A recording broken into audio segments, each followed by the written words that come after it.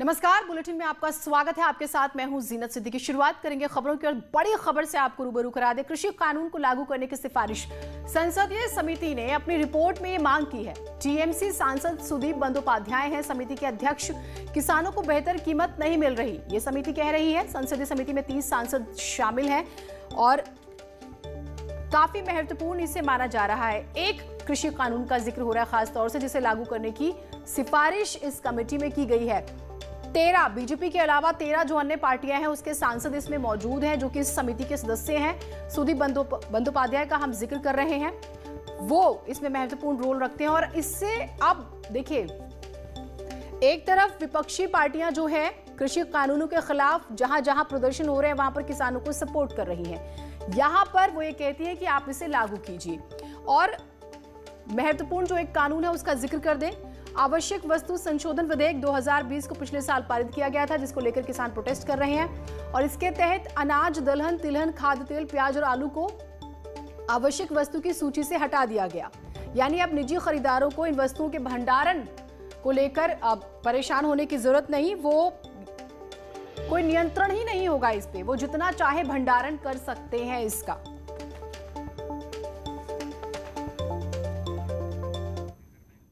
तो यहां पर विपक्ष का एक दोहरा रवैया माना जा रहा है कि नजर आ रहा है। कानपुर देहात में एक सरकारी बाबू ने मर्यादा की सारी हदें तोड़ डाली। आरोप के मुताबिक बाबू ने नौकरी के लिए आई लड़की को अश्लील मैसेजेस भेजे। पुलिस अब आरोपी के खिलाफ केस दर्ज कर कार्रवाई की तैयारी कर रही है। तो रंगीन मिजाजी थोड़ी सी भारी पड़ गई बाबू साहब को। लड़की को अश्लील मैसेजेस भेजते थे, ये आरोप लगे हैं इन पर, और पीड़िता ने जाकर एफआईआर दर्ज करा दी है। कानपुर से ये खबर है।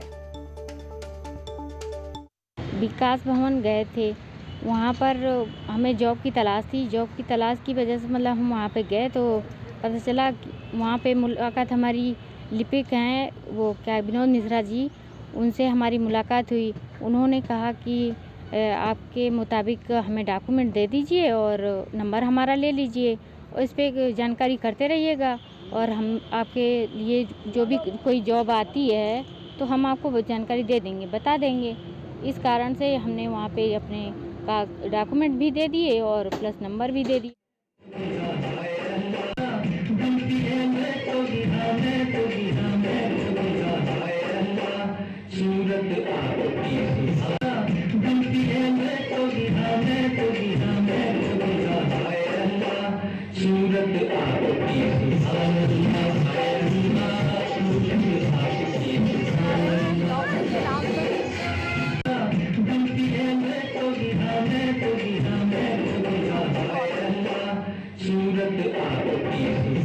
कर दिए आरोप लगे हैं। लड़की को मैसेज करना, वक्त बेवक्त कॉल करना, परेशान होकर लड़की ने एफआईआर दर्ज करा दी है। ये कुछ वीडियो सामने आए हैं जो हम आपको टेलीविजन स्क्रीन पर दिखा रहे हैं। लेकिन नौकरी दिलाने के नाम पर लड़की को फोन करना, बेवजह परेशान करना। सौरभ मिश्रा हमारे साथ, हमारे सहयोगी जुड़ गए हैं। सौरभ, इस मामले में अभी तक क्या निकल कर आया है? देखिए, साफ तौर पर जिस तरीके से रोजाना एक जन सुनवाई होती है उसमें एसपी देहात के पास एक एप्लीकेशन आई थी जिसमें इस तरीके के आरोप लगे थे और उन्होंने इस मामले को रूटीन की तरह लिया। जबकि ये पीड़िता का आरोप है कि वो कोतवाली गई क्षेत्राधिकारी के पास, तमाम अधिकारियों के पास लगातार न्याय की गुहार लगाती रही। जब कहीं नहीं सुनवाई हुई तो आखिरकार एसपी के पास गई और उसका मामला महज एक एफआईआर करके एक फॉर्मल तरीके से दर्ज करके उसको छोड़ दिया गया। मामला सरकारी बाबू से जुड़ा हुआ है तो कहीं ना कहीं अभी तक कोई पुख्ता कार्रवाई नहीं हुई है। और बीते लंबे समय से लड़की को इस तरीके से अश्लील मैसेज भेज रहा है, उससे कह रहा है कि आपको हमारे साथ इस तरीके से जुड़ना पड़ेगा और उसका मानसिक पीड़न लगातार कर रहा है। और सबसे बड़ी बात ये कि उस विकास भवन का ये पूरा मामला है जहाँ पर मुख्य विकास अधिकारी जो है वो खुद ब्रांड एम्बेसडर बनाई गई है महिला सुरक्षा को लेकर के। जो चलिए, अब मामला सामने आया है, लड़की ने हिम्मत दिखाकर एफआईआर कराई है, जांच शुरू कर दी गई है। इस मामले में जो भी सच होगा वो सामने आ जाएगा। बहुत शुक्रिया आपका तमाम जानकारियों के लिए। अंग्रेजों के अत्याचार और गुलामी से मुक्त होने के लिए 1857 में देश में पहली बार आजादी की लड़ाई का बिगुल फूंका गया था। इस लड़ाई में मध्य प्रदेश के मंडला की महारानी वीरांगना अवंतीबाई का भी अहम योगदान है।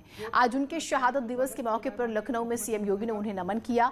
163वें शहादत दिवस के मौके पर आयोजित कार्यक्रम में मध्य प्रदेश की पूर्व मुख्यमंत्री उमा भारती और उन्नाव से बीजेपी सांसद साक्षी महाराज भी मौजूद रहे। इस मौके पर सीएम योगी ने अवंतीबाई के योगदान को सराहा।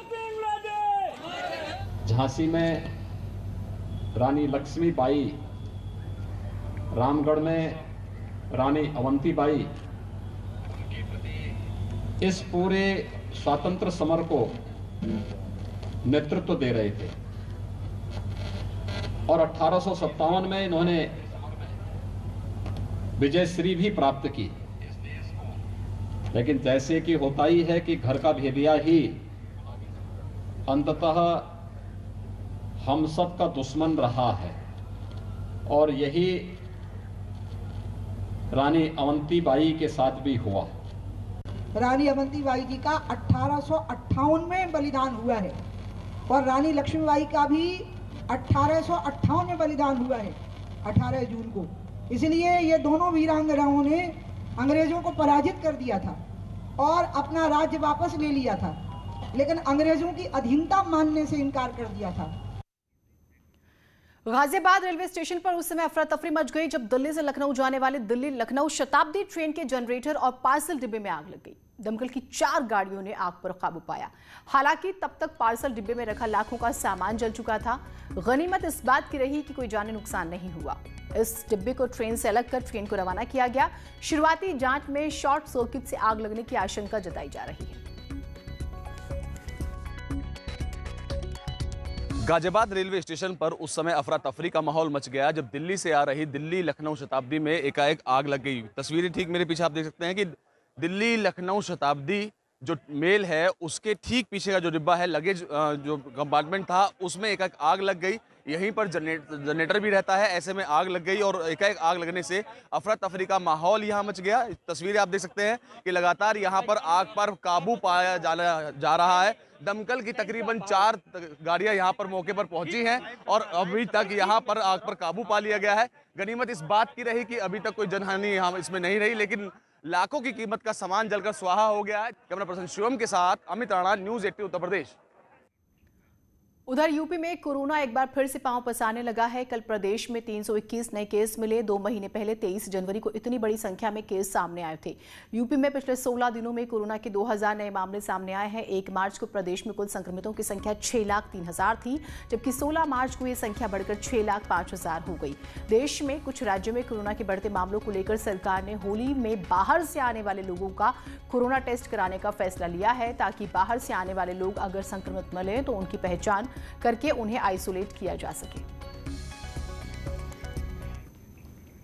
उधर कोरोना को लेकर आगरा में एक बार फिर से हाई अलर्ट है। त्योहारी सीजन को देखते हुए आगरा के स्टेशनों के साथ साथ बसों में भी खास सतर्कता बरती जा रही है। बसों को सैनिटाइज करने के बाद ही यात्रियों को बैठने दिया जा रहा है।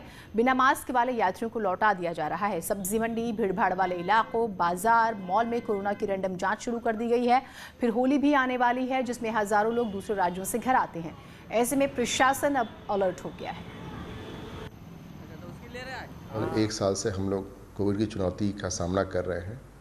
जिस तरह केसेस वर्ल्ड ओवर भी और इंडिया में भी खासकर पिछले 3-4 दिनों में बढ़ना शुरू हुआ है और आगे जैसा ट्रेंड दिख रहा है, खासकर महाराष्ट्र में जब केसेस 15,000 प्लस आ रहे हैं, वहाँ से हमारे बहुत सारे लोग हैं जो जाके काम करते हैं। अगर होली में वो आते हैं, एक हमारे लिए चुनौतीपूर्ण होगा। ऐसे पॉइंट्स जहाँ से हमारी ट्रेन आ रही हैं वहाँ हम लोग औचक सैम्पलिंग करा रहे हैं। लोगों को भी बता रहे हैं कि साहब अभी भी कोविड गया नहीं है, इसलिए मास्क और सोशल डिस्टेंसिंग का जरूर पालन करें।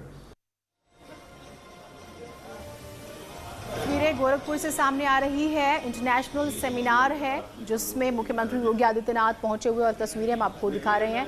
नाथ संप्रदाय सेमिनार से लाइव ये तस्वीरें सामने आ रही हैं। इसकी शुरुआत करते हुए मुख्यमंत्री योगी आदित्यनाथ को आप देख रहे हैं। बेहद ही महत्वपूर्ण आज ये कार्यक्रम 3 दिनों तक चलने वाला और खासतौर से जो गार्मेंट्स प्रदर्शनी है वो भी बहुत महत्वपूर्ण रहने वाली है। नाथ संप्रदाय का ये इंटरनेशनल सेमिनार, तस्वीरें आप सीधा देख रहे हैं। मुख्यमंत्री जैसे ही अपना संबोधन शुरू करेंगे वो भी हम आपको सुनाएंगे वो क्या कहते हैं इस बारे में। लेकिन इस पूरे सेमिनार को, इस पूरे कार्यक्रम को बेहद ही महत्वपूर्ण माना जा रहा है। नाथ संप्रदाय का इंटरनेशनल सेमिनार जिसका हम जिक्र कर रहे हैं।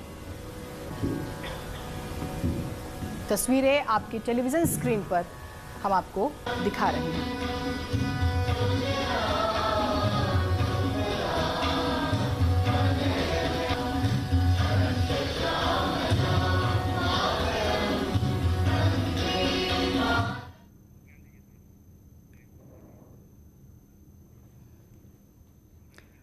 तो तस्वीरें आपको लगातार इस कार्यक्रम से जुड़ी हुई हम आपको दिखा रहे हैं, इंटरनेशनल सेमिनार जिसकी हम बात कर रहे हैं। और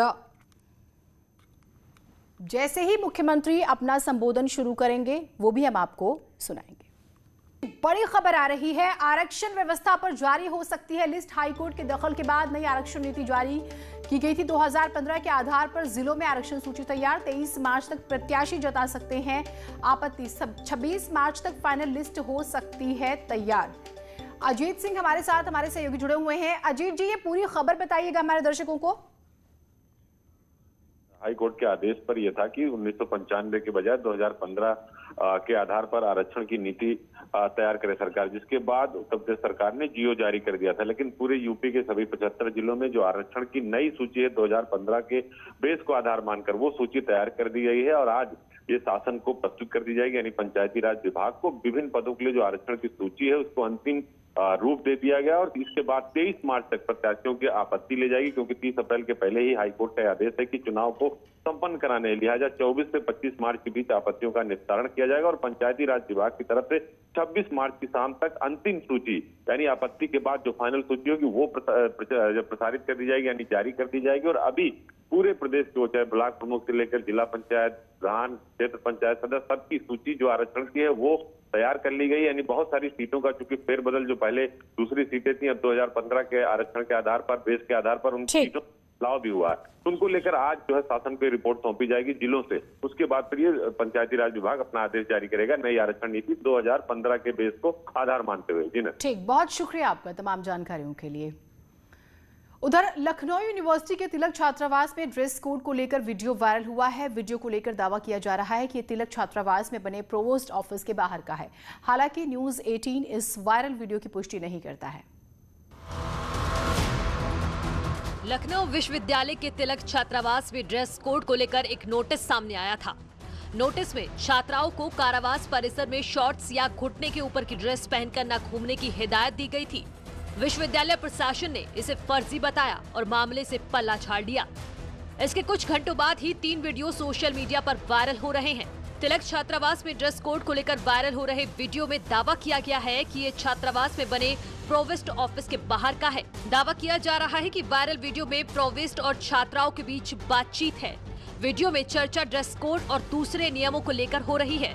प्रोवेस्ट ऊपर के आदेश होने की बात कहकर किसी भी तरह के परिवर्तन से साफ इनकार कर रही हैं। कि एक बात ये है कि तुम लोगों को फ्रीडम चाहिए ना, तुम लोग अपना पैसा वापस लो, हम सबका रिटर्न कर देंगे, रिफंड हो जाएगा। मुझे जो कहा गया है कि आप हॉस्टल में प्रोवोस्ट हैं और आपको ये चीजें लागू करवानी है, तो मैं तो उस नियम के अधीन चलूंगी। छात्राओं ने पूछा है कि आखिर उन्हें शॉर्ट्स पहनने पर दिक्कत क्या है। इस पर वीडियो में प्रोवेस्ट कह रही हैं कि वो छात्राओं की मनमर्जी नहीं चलने देंगी। अगर तुम चाहोगे कि तो अपनी मनमर्जी का पहनने के लिए होगा, इसके लिए सॉरी। हाँ, मनमर्जी, इसको मनमर्जी ही बोलते हैं कि तुम चाह रहे हो कि तुम स्विंग्स पर बैठो, तुम थाई लेंथ के शॉर्ट्स पहनो, हम नहीं अलाउ करेंगे। मुझे ये नहीं समझ में आ रहा है, एक्चुअली हम सबको ये नहीं समझ में आ रहा है कि अगर हम थाई लेंथ कपड़े पहन रहे हैं और स्विंग पे बैठे हुए तो उससे प्रॉब्लम क्या है? हम ही लोग तो रहते हैं। हम प्रॉब्लम समझते हैं कि हम ही लोग तो रहते हैं, हम लोगों को एक दूसरे से प्रॉब्लम नहीं है। हॉस्टल लेंगे, हमें एक दूसरे से प्रॉब्लम नहीं, तो प्रॉब्लम क्या? हर हॉस्टल का एक रूल बुक होता है। तो मैम बाहर नहीं जाएंगे ना, बाहर नहीं जाते हैं। यहाँ पे मेरे हिसाब से श्वेता, तुमने इसमें क्या पढ़ा था? बाहर या अंदर क्या लिखा है? डिसेंट हमारे अंग में आते हैं मेरे हिसाब से। हम अंग वस्त्रों में अपने बाहर जाना मना है, हम लोग ऑर्डर लेने तक बाहर नहीं आएंगे शॉर्ट्स में। मेल स्टाफ आते हैं और मेल स्टाफ को हम रोकेंगे नहीं काम करने से। तुम लोग चारों सारी फीमेल स्टाफ आ जाए। न्यूज़ 18 हालांकि वायरल वीडियो की पुष्टि नहीं करता, लेकिन दावा किया जा रहा है कि ये लखनऊ यूनिवर्सिटी के तिलक महिला छात्रावास का है। हालांकि हॉस्टल प्रोवेस्ट डॉक्टर भुवनेश्वरी भारद्वाज ने कहा था कि उनकी तरफ से कोई नोटिस जारी नहीं किया गया, ये किसी की शरारत है। अगर कोई नोटिस जारी होता तो टाइप करके और सिग्नेचर के साथ होता।